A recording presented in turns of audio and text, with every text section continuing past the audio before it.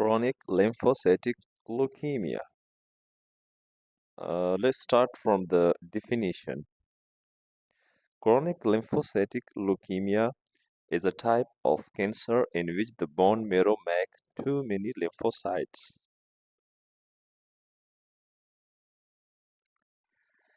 Chronic lymphocytic leukemia is a cancer of the blood and bone marrow that usually gets worse slowly. CLL is one of the most common type of leukemia in adults.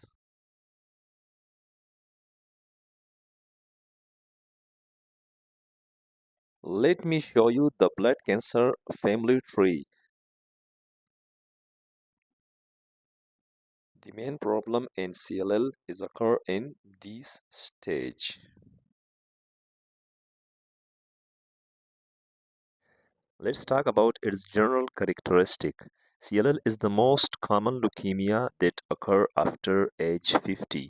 Most patients with CLL are greater than 60 years of age. It is the most common leukemia in the Western world.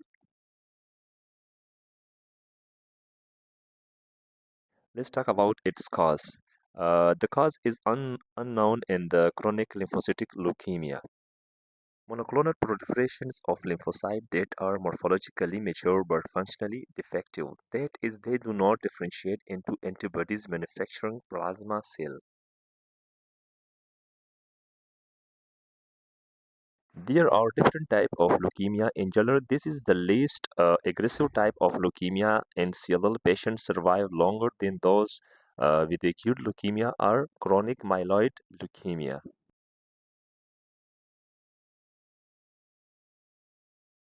Many people with early stage CLL have no symptom and have a very good quality of life.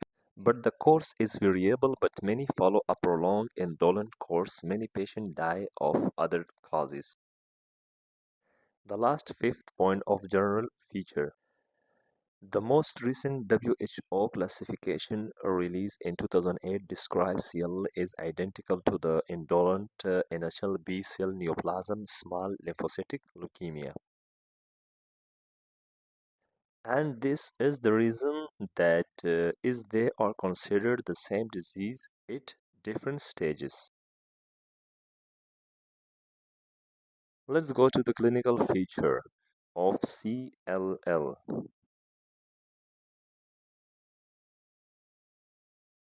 Let me show this in diagram. This is the very common clinical feature in the CLL. Usually, it is asymptomatic at time of diagnosis. CLL may be discovered on a routine CBC lymphocytosis. In CLL, there is a generalized painless lymphadenopathy. Lymph node will be non-tender and splenomegaly will be there.